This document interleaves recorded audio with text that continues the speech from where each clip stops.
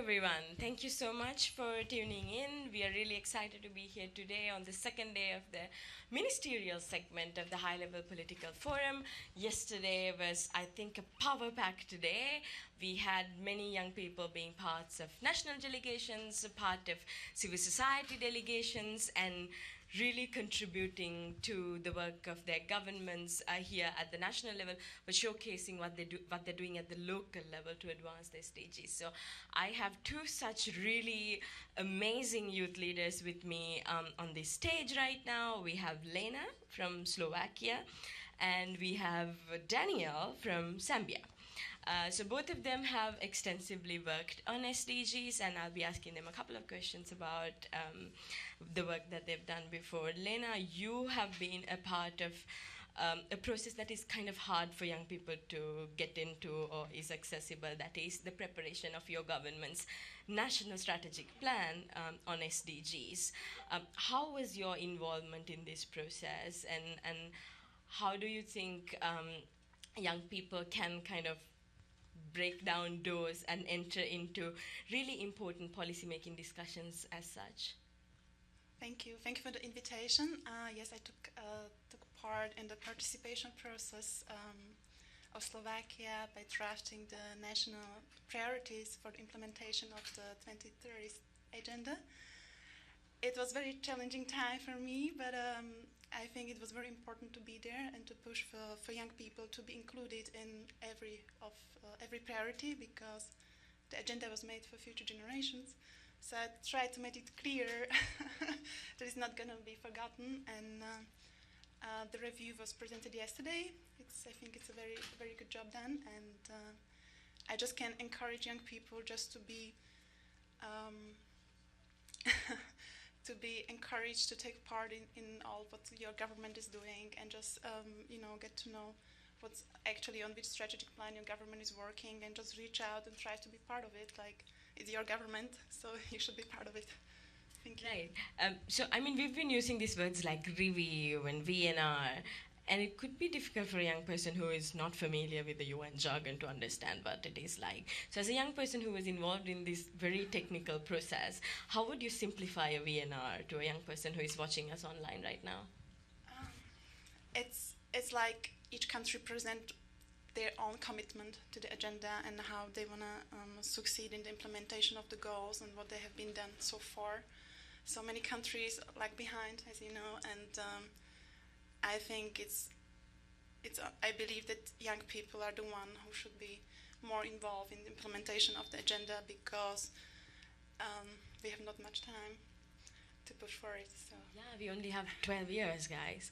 So in this high-level political forum, the ones before, and in many other forums, we've seen young people being part of this very technical voluntary national review process. Some countries have encouraged their youth councils to write parts of their voluntary national review, like in the Netherlands. Young people write an entire chapter in their voluntary national review. In countries like Denmark and many others, a few others actually, mostly European countries, bring youth delegates to the high-level political forum and split the time between the minister and a young person to present their commitments, present their VNRs at the high-level political forum. But we also have many young people like Daniel on the ground, going into the most marginalized, most rural, most vulnerable communities, raising awareness of SDGs, but also at the same time collecting data, collecting important evidence that can support us in making these policies. Daniel, what's your experience been like by being a young person kind of on the other side of this wall, going into communities and working with people? Well, it's a responsibility for me. I feel as young people, if we're to come to the table, we need to participate more. And that's how I came in. And you understand, as an opposition young leader in Zambia, I've had the space to push this. But each time I say I'm a politician, people get surprised, you're so young.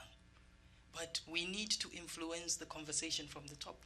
You need to get into these positions. And if you have a green system at that level, I believe you have dealt with the background of what sustainable development goals are. because sustainability is based on the green ideology. And that is how I have gone forth to make sure that my voice is heard. But I do not carry mine alone. I have a responsibility. Also, like I had mentioned in another side event, I'm an urban youth, but I always carry the voice of the rural youth because these are the marginalized. And if we are to foster equality, really we must talk about these people.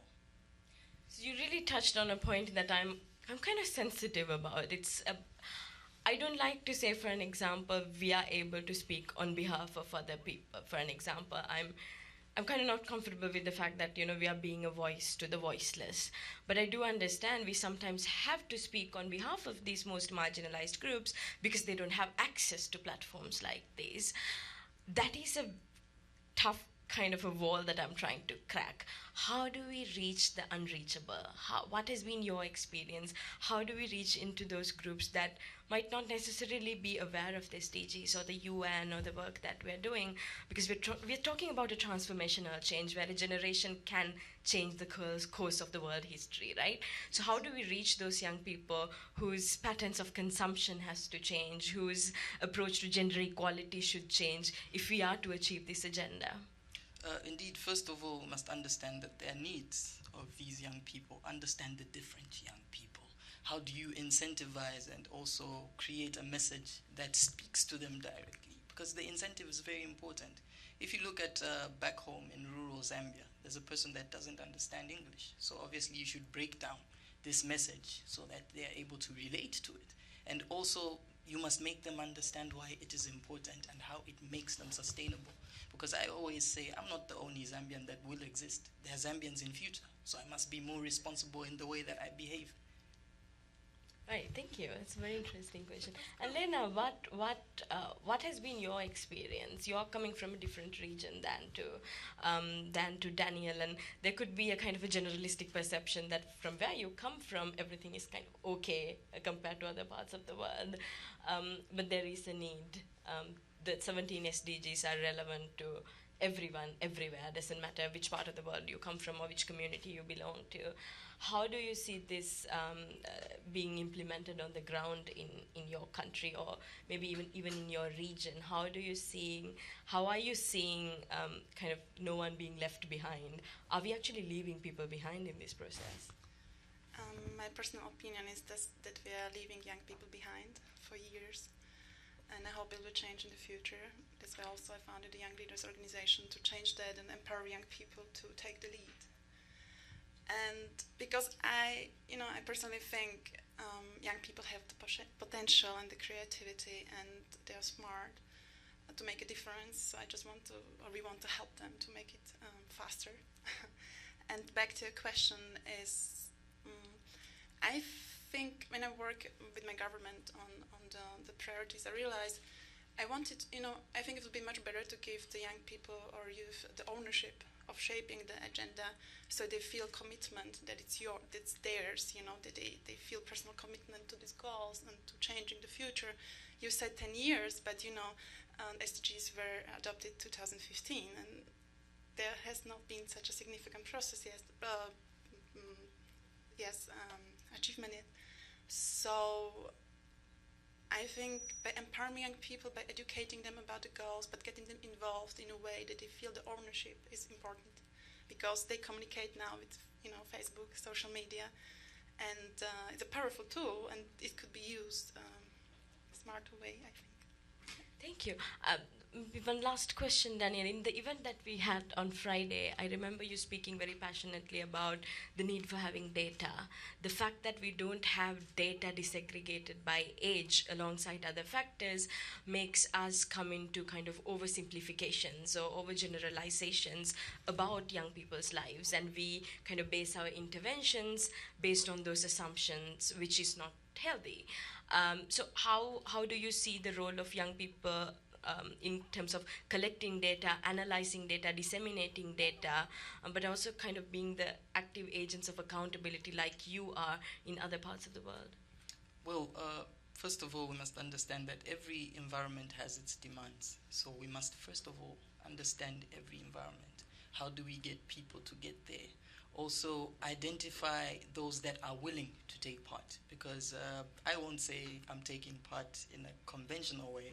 I was actually sponsored by ActionAid to come and participate, of which they're doing a lot of work around young people, not only in civil society, but now in politics. So it's like a metric structure where you identify those that can influence in the future and also bring something to the table. So part of participatory democracy is deliberately trying to identify those that are willing to be the change in their communities and use them to leverage that message in the communities. How can they bring and influence more?